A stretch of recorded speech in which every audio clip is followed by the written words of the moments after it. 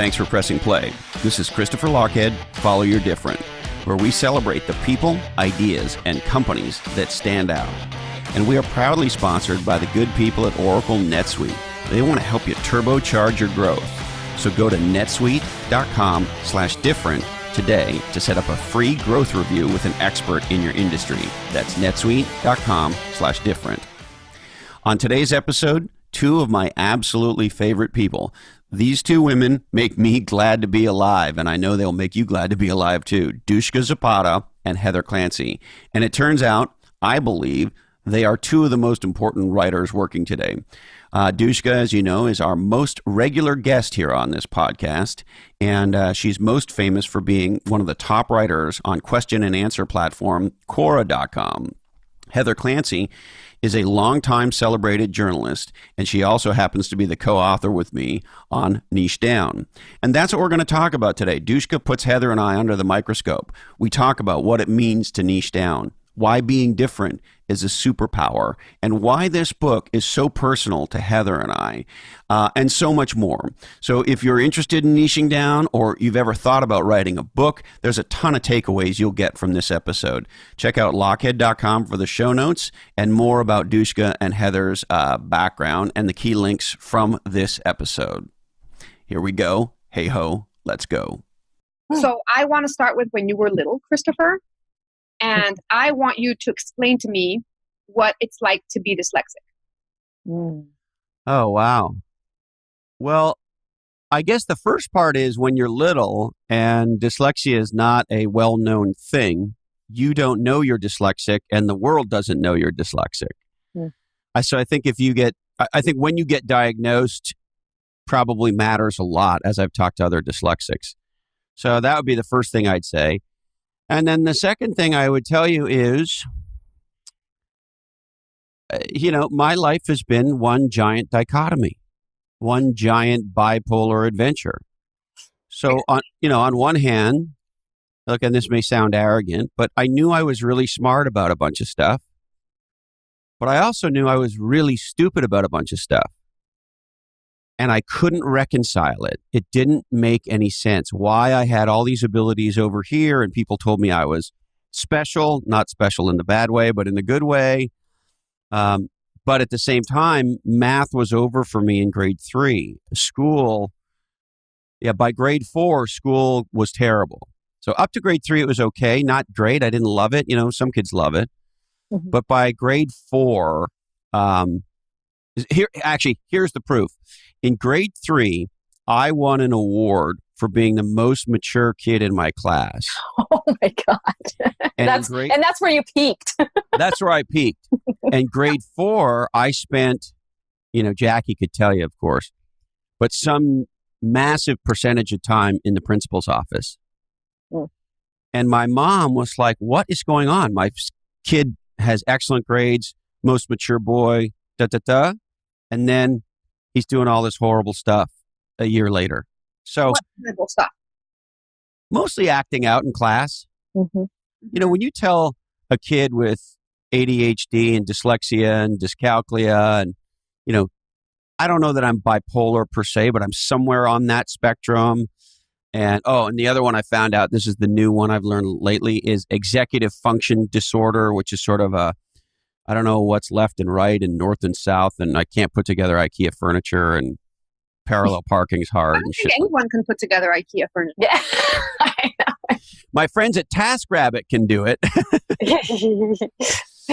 So I guess the simple answer to your question is just a real dichotomy of an experience. I was like amazing here and completely useless here, and very little in between. I hate that word stupid, and I hate that word useless, Christopher, because it's just you're not balanced in it. You're balanced in a different way than other people, and it's that. I hate that word stupid. So stop using that word stupid about yourself. What would you have me say then? I would say that you perform differently in those areas. You have a different level of focus. Frankly, I mean, it's just I don't like that word. It's not that you're stupid. Your brain is focusing on other things, or it's focusing differently on those areas. Like what? Okay, I'll try and stop saying that. Yeah. And it's, So, and then most of my life, Dushka, and still to some degree today, less so, of course, but I have felt like an alien on planet Earth, you know? And I think a lot of us do for different reasons, but I certainly have always felt, like a misfit or an outcast. So when did you stop wanting to be like other people and realize that it was being you that was the way out of everything? When did this realization of, oh, I need to be more myself rather than less myself happen? Yeah, that's a great question. The real answer to the question is in waves over time. So like as a young man, when I was doing really poorly in school, my mom, Jackie, God bless her, she knew I wasn't dumb. It didn't make sense to her. There was no awareness of all this learning different stuff, really. Maybe there was, but not in the world that we were in. So I don't know that she ever went there, but it didn't make sense to her that I was so creative and I was playing music and I could act and sing and do all this other stuff.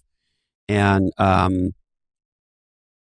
mean, I would get like 4 out of out of 100 in math. Like and it got worse and worse. So anyway, long story longer, she found a school in Montreal, God bless them, that was 50% music, art, and drama.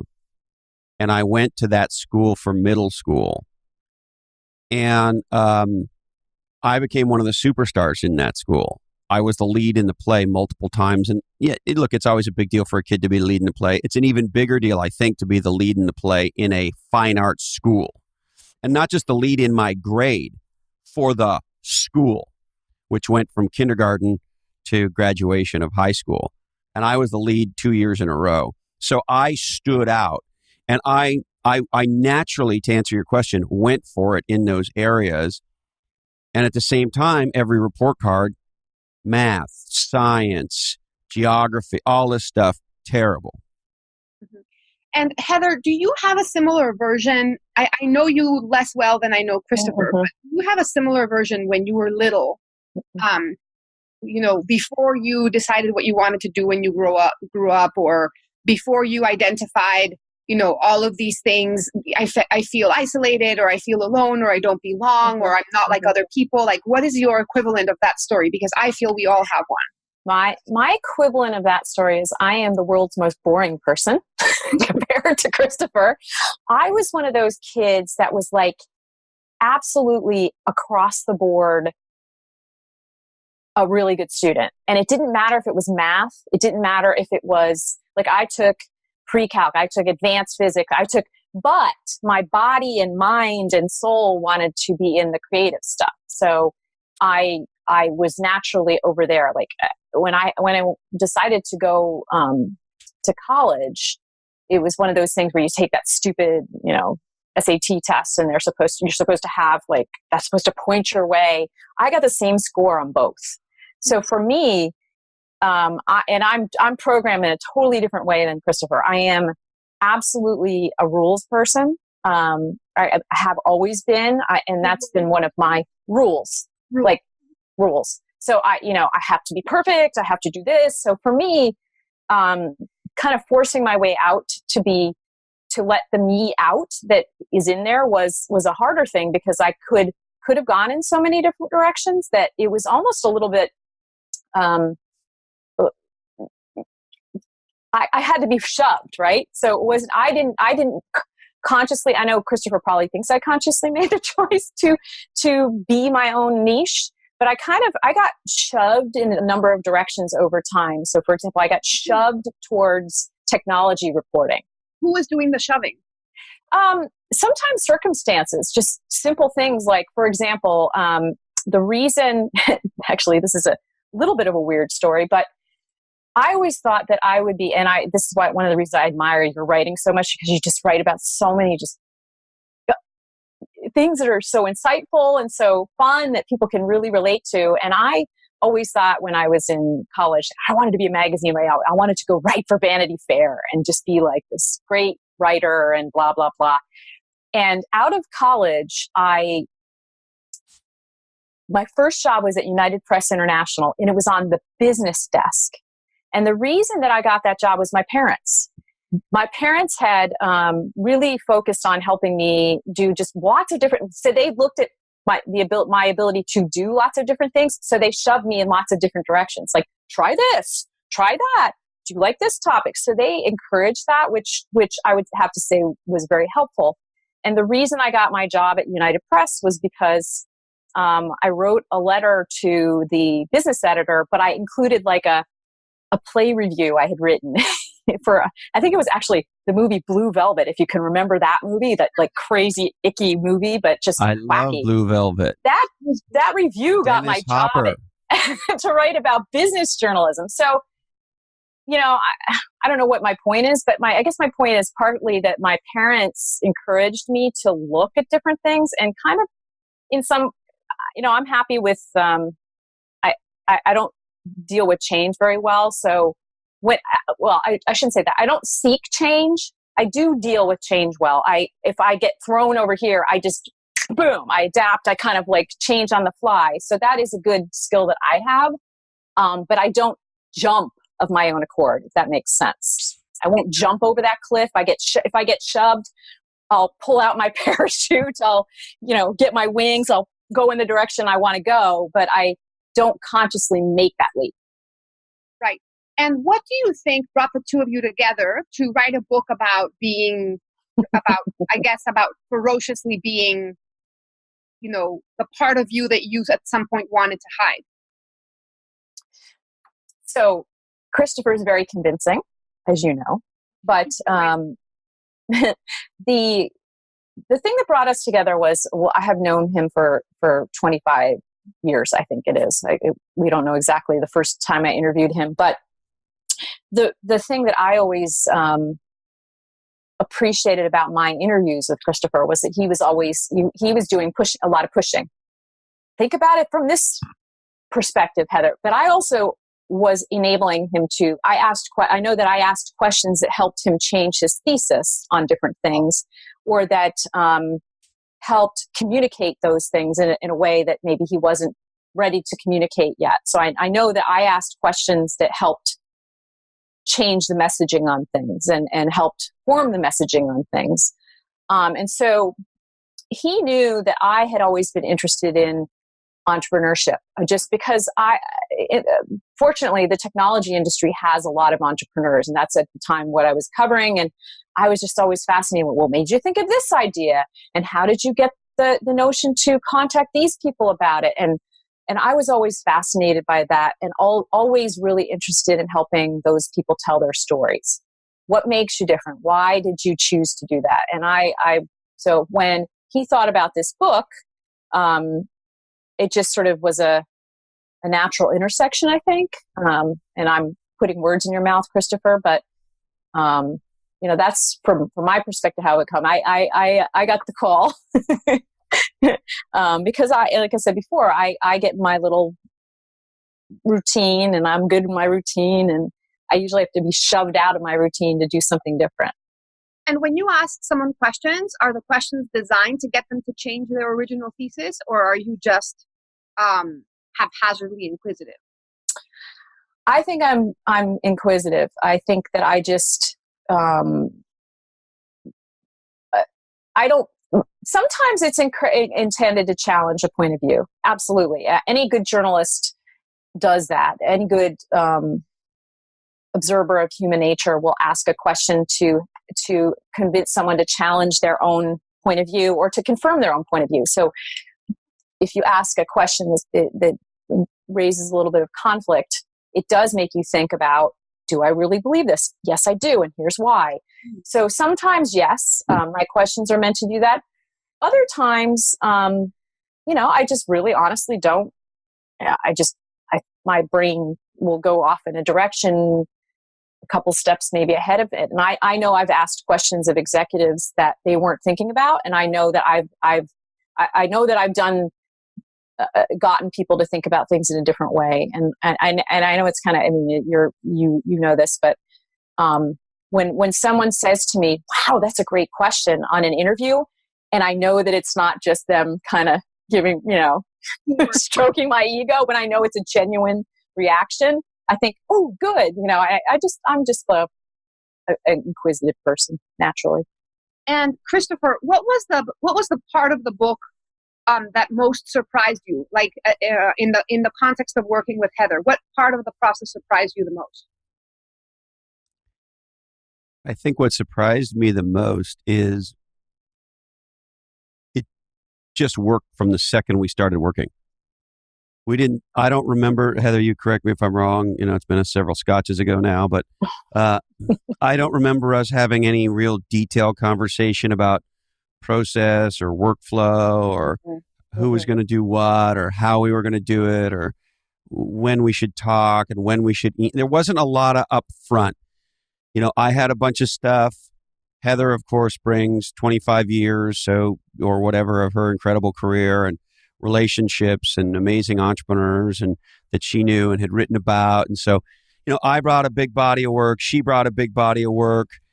And so we spent, do you remember, Heather? I don't remember any time on sort of how we were going to do it. You and I, it was almost as if metaphorically we said yes. And then we stood on the high dive holding hands and went off into the deep end. So that was the first part. The second thing that I think was surprising but not unexpected by me is I don't remember one hiccup, one road bump, one, oh shit, I said something that pissed her off, or oh shit, now I got to talk to her about that, or not a nothing. It sounds corny as shit, but for me, and Heather, obviously, I'm curious what you feel, but we were in flow from the second she said yes. Yeah. What do you think, Heather? So I did a lot of behind the scenes process engineering that was transparent to Christopher. Thank you. On purpose, because that's not his skill set. My skill set is to take a project, to figure out the pieces in that project, and then to work on those pieces. And so for this, I'd never written a book before. So I was kind of terrified. I was like, oh my God, where do I start? Which chapter? And then I realized it wasn't going to necessarily be linear. However, we did have to organize it and outline it. Like I needed to know in my mind what the arc of the story was going to be.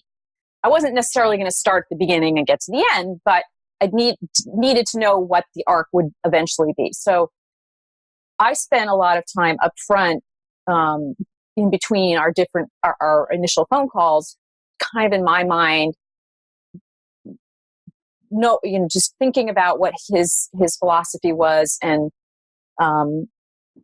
adding my point of view to that and then mapping it out. So, but I totally agree with him on the the hiccup stuff. There wasn't frankly, the only thing that was a challenge for me was just I was overcommitted and I couldn't write fast enough. I was like, I want to get this, I want to, and I that was the only kind of frustration that I had along the way. And I think the only thing we maybe sort of kind of didn't agree on, ironically, was the font.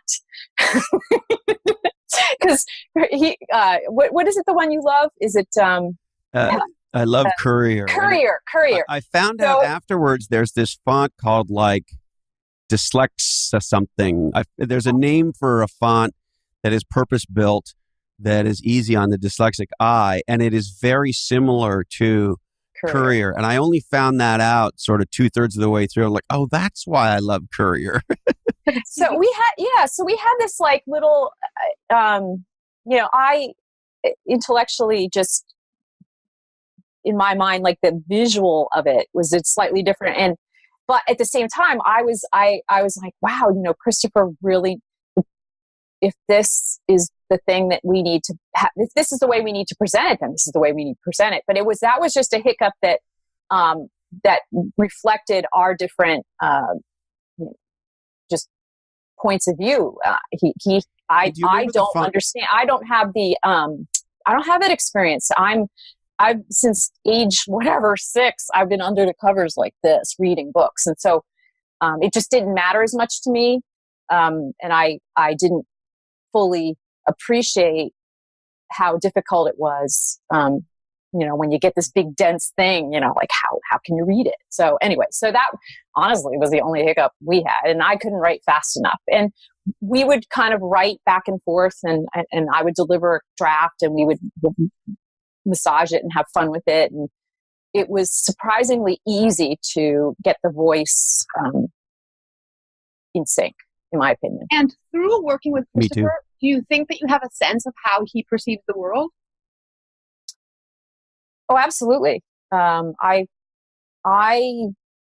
have a much deeper appreciation of that. I didn't realize the extent to which he felt as passionate about entrepreneurship as he does. And I also never fully appreciated the talent that he has in having these amazing conversations with individuals that we want to know more about. And he just has this way of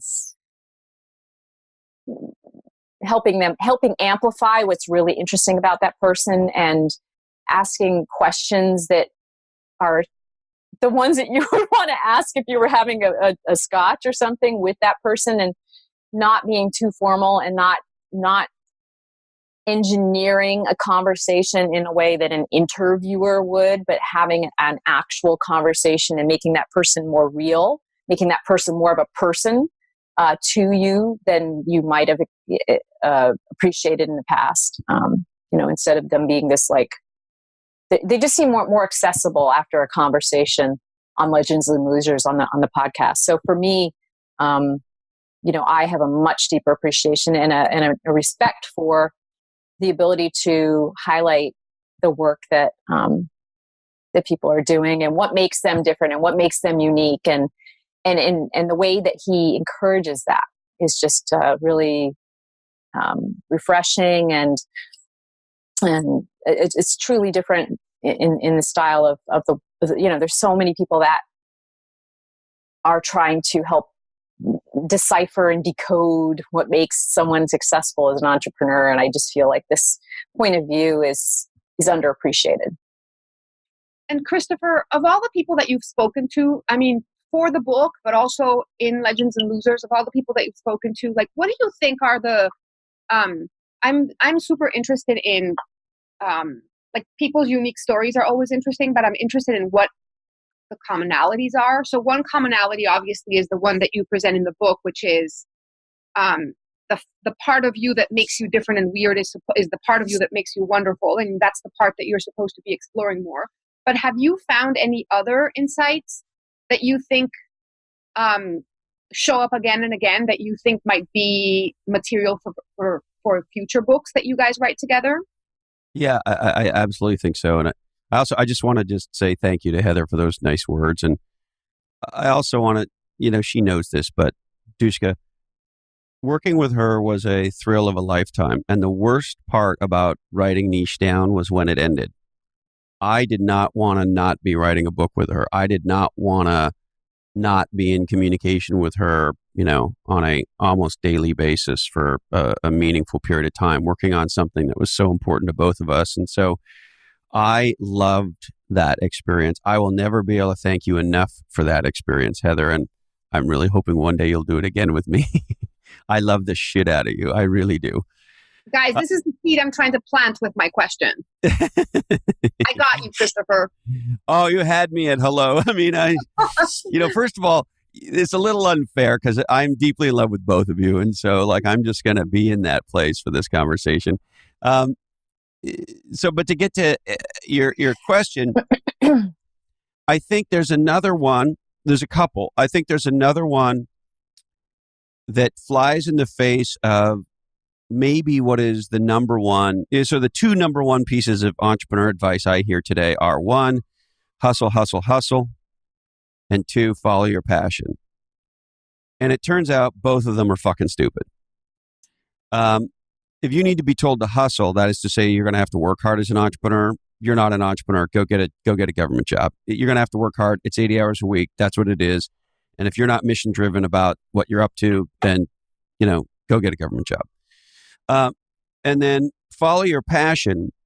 I remember, Heather, when we had John McDonald, the founder of Semi Handmade, on the podcast, and he's in the book, and it's a really fun story.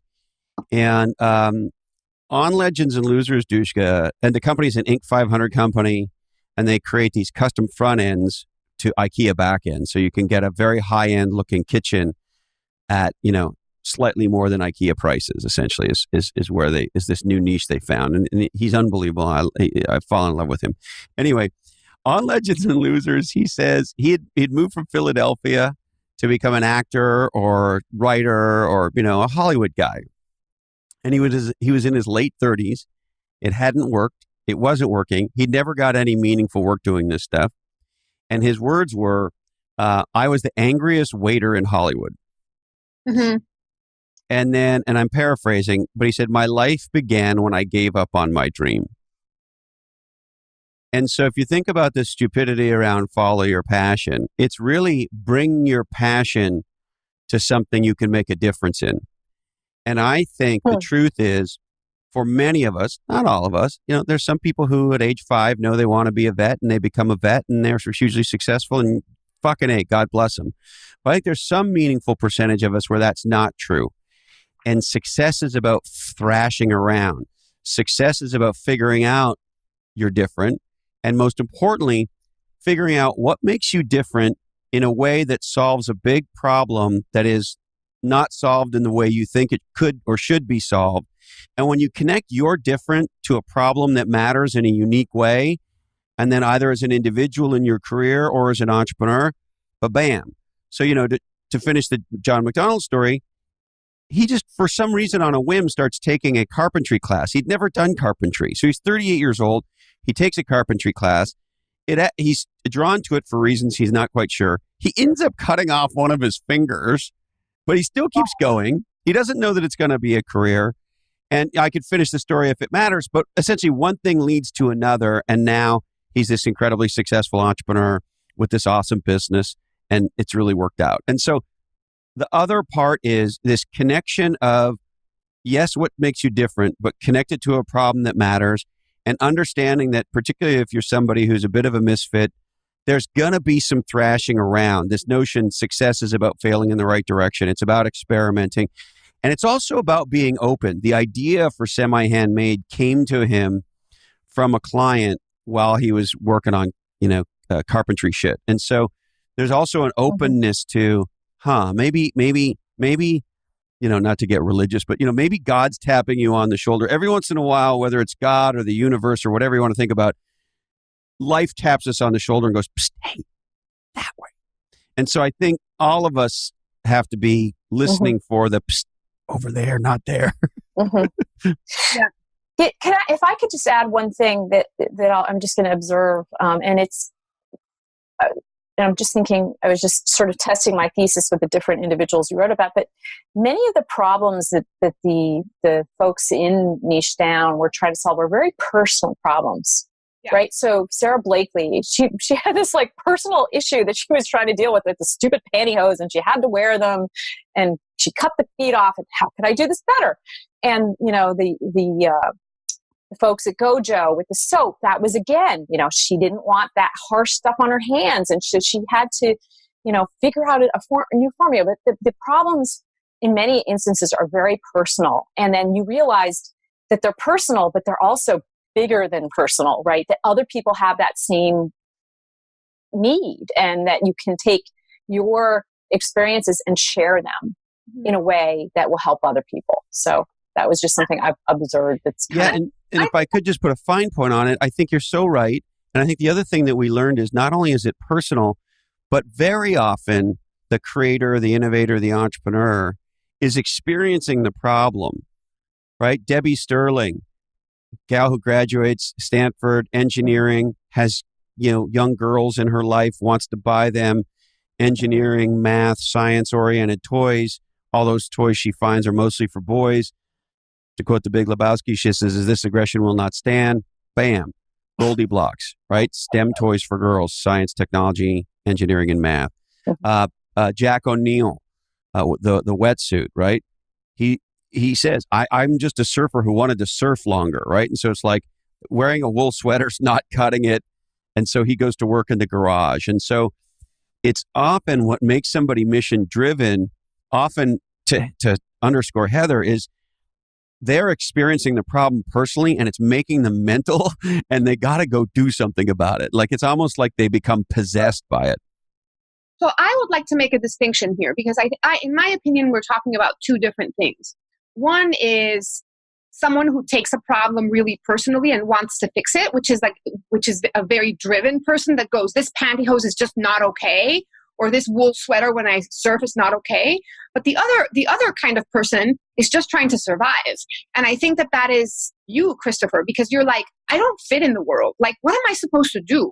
And I find it interesting that the entrepreneur makes either one equally urgent and equally important. Like for me, I just want to survive, or I just want to feel like I belong. And for him, he just wants the right wetsuit. But I do think that there's two very different problems being solved here. And one is the problem of whatever issue got under my skin and I will stop at nothing until I resolve it, call it the pantyhose or the sweater or whatever. But the other is a desperate person saying, I feel stupid, I feel like I don't belong, I'm acting out in class. And that's real despair. Like, you know, to me, the point of bringing this up and the reason I want to make this distinction is because some people find your book and find a way out of a life that feels like it doesn't fit. So to one, it is an answer, and to another, it is a lifesaver. Yeah, we talk about, and I can't remember exactly where. You'll have to excuse me because like the book's, personal, right? It's my life, so I don't remember where it is in the book. But we absolutely make the point, and it's something that's so true for me and so true for many people I've talked to, that there are some of us who have to make our place in the world because the experience we have is that there isn't one. Right, you have no choice. That's my point. And I would even take it further in that we have to not just make a place, but we almost have to make a little world for ourselves where we can make sense in that world. Like I don't make sense to a lot of people. And I know that. And it's a very horrible feeling when you feel, like everyone else, look, I think we fucking said it in the book. Kermit the Frog says it best. It's not easy being green. Right. And so if you have that, I'm green, and it feels like, of course it's not true, but it feels like no one else is. And why don't people understand me? And why isn't this working? And I know I'm much more capable than this, or like why, all that stuff, right? It's the seed of self-doubt. It's the seed of self-hate, if I could even go that strong. And it creates anxiety, and it creates fear, and it creates all of that. But the flip side to that is if you take a stand for yourself and you say, okay, maybe I am green, but maybe there's other people who are green. And I'm going to make the world bend to me as opposed to me bend to the world. And I think in some ways, Niche Down is also a celebration of that on the personal side, because, you think about Heather, your friend Tom Zaki. It just, the way it was with Garbage was like just offensive to his person. Yeah. And so the world needed to be different around Garbage, or and he didn't say these words. I'm putting these words in his mouth, but having him on the show and reading, Heather's written about him for a long time, and you tell me, Heather, but he had to do this because he wasn't going to be right in the world until the world was different in the area of Garbage. It's I'll go back to him in a minute, but what I do, Dushka, this is just a really great observation. Your question, and I'm actually, I have to share. I don't think I've shared this with you, Christopher. I have been surprised by the number of my friends who have said that they've gotten this book for a young person, like a high school person that's just graduating, or someone who just entered college, or someone who's really trying to think through their career, just as a way of thinking about what do you want to be? Do you want to go and fit in somewhere and be part of the corporate world and and understand the rules and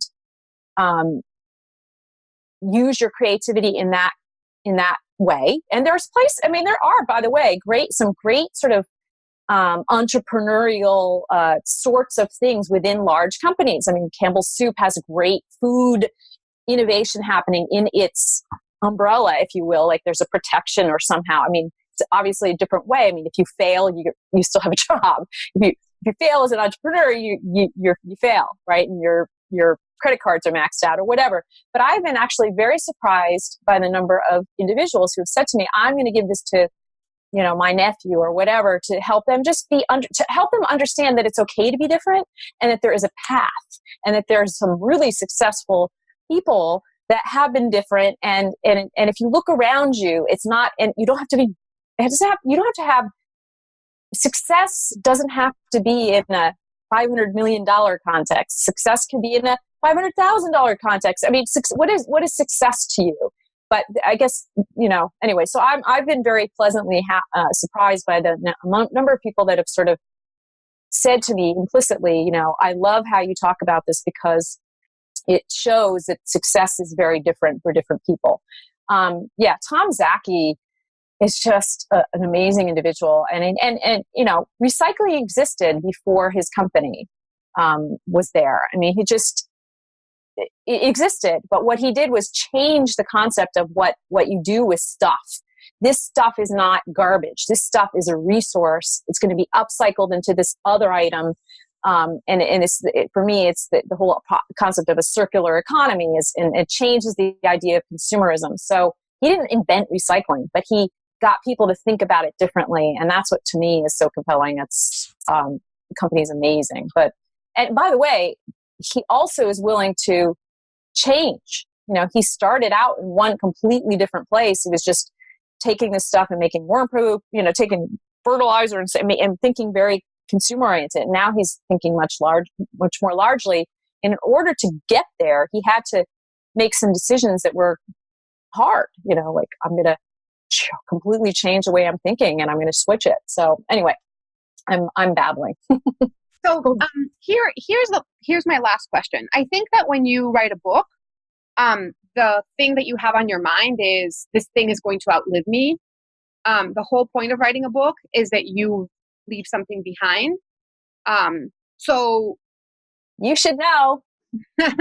So what is it that you guys feel that you will leave behind, that you encoded somewhere in this book? Maybe you go first, Christopher, and then we'll come back to Heather and wrap. Thank you. So it's funny, your premise for the question, because I don't maybe have that high of an opinion of myself. So I didn't think about Niche Down or even for that matter, Play Bigger in terms of leaving something behind, although I guess that's true. What happened for me with Play Bigger, and then it became even more powerful for Niche Down, Peggy Burke said to me, look, you've got something to say. It's really important. It's very unique. And you got to give this back. And she was trying to convince me that I had become an elder statesman in Silicon Valley. And I was like, what? You put it that way. No, thank you. Well, first of all, the elder part and the statesman part, not I'm so older much than either. both of you. Yeah, I'm neither elder nor statesmanly. But what she was really saying to me, and I think she even used these words, is you have a responsibility to, put the shit down. So that sort of drove me. But on Niche Down, because of the experience of doing Play Bigger, I was keenly aware that this book could make a difference to a handful of people in the way that a handful of books made a difference to me when I was 18 to 25. And there are books that I've read more recently that have made a huge difference. But of course, when you're in formative years, formative shit feels more significant. And to Heather's point earlier about young people, not that long ago, I did this, it was almost 2-hour Q&A session with 75 to 100 young people in this Praxis program, which is a year-long, essentially apprenticeship program. And they were all 18 to 20. I don't even know if they were even 25. I mean, young people. And I talked to Isaac Morehouse, the founder of Praxis, afterwards, because he had told me, for some people, this is going to be their first business book. And I thought, holy shit. And so I did a debrief with him afterwards because he actually wasn't on the call. He had a gal from his organization do the call with me, which was a lot of fun. But anyway, so I said to him how remarkable that was to me. And he said, no, Christopher, you need to understand something. For the vast majority of the young people in our program, because we asked them to read Niche Down heading into the program, it was the first business book they ever read. And that knocks me over. And it makes me, happy's the wrong word. It's going to sound like I've lived on the West Coast too long, but joyous in that if the first business book, career book you ever read gave you the impression that it was okay to be yourself, and as a matter of fact, the path to success is being yourself, is celebrating your different, and then connecting that difference to something that's going to make a difference in the world. This saying that pretty sure it was Heather came up with, that it's the people who are different that make the difference, right? And if all they get out of it is that, and they don't feel like they're getting jammed into coloring in between the lines and being like everyone else, and that they actually can be free to be creative and innovative and, follow their different, that's kind of it for me. And what do you think, Heather? Well, first of all, I'm curious to know what you think because this is what you do. But as a writer, I don't have any children. And I won't. It's just that time has passed. And for me, this book was like a child. In a couple of, I felt like, well, I should say that I felt like this was my contribution to the next generation, because to Christopher's point, if someone can approach their career, you know it as well as I do. You act the way you were brought up, or at least many people do.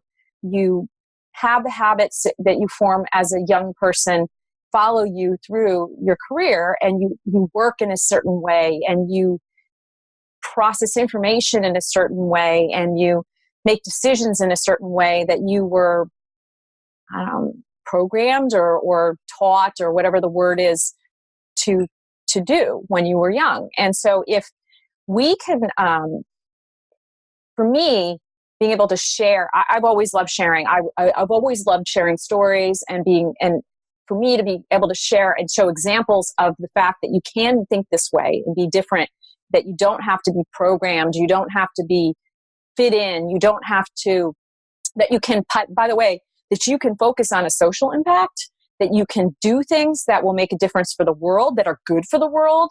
And it's okay. You don't have to be like this, that you can be an entrepreneur and a capitalist and also be like really a good steward of the planet. That for me, that's my holy grail, is that people that focus on that. And yeah, so when I was writing this, I've always thought about writing a book. I never had an original idea on my own. And which is why I just love what you write. It's just the pillow fort thing. I can't wait for. But if I can at least interpret and translate and share these stories that will help other people be inspired in a different way, then that's what makes, as you can tell, because I can't speak very clearly right now, that's what makes me excited and passionate about what I do. And I know that I can do that. I know that I can help tell stories in a way that people can relate to. And one of my favorite things about this book is people keep telling me, oh my God, it was so accessible. It was so easy, not easy, but so, I guess easy. It was easy to read. Like I could read it quickly and I could take the information out of it. It wasn't like this business textbook, like that. Anyway, so I'm not being very, very eloquent right now, but I was excited to do that, and I'm happy that I did. Heather, I don't think you sound like you think you sound. You sound. See, I'm a person that doesn't have very much confidence. You sound amazing, Heather Clancy. You really do. So guys, thank you so much for talking to me. I read the book and I thought it was wonderful, and I think that my takeaway from it was what a gift it was to people who have not given themselves permission to be who they really are. And I think that it sounds like a platitude, but I think that the day that you realize that who you are is okay and that who you are is what's going to make you successful I think that's no small thing. So thank you both for writing it. Thank you for reading it. Thank you. And with that, it's a wrap. It's a wrap. It's a wrap. I love you both. Bye. Whew. Now, do you think that was a conversation worth sharing? Is there somebody in your life who you think would love this episode? Why not share it with them right now? You can email it to them. You can text it to them. And we would love you just a little bit extra if you shared this episode on social media. Make no mistake, you sharing this podcast is the biggest thing you can do to say thank you to us. Now, that's, of course, if you want to say thank you to us. Now, it's time to get growing, isn't it? NetSuite wants to help you master your growth.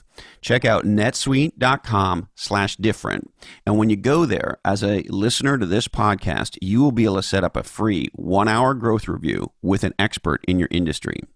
NetSuite has been a pioneer in the digital commerce industry since 1998. 1998, kids. I'll tell you, that was a hell of a year, 1998.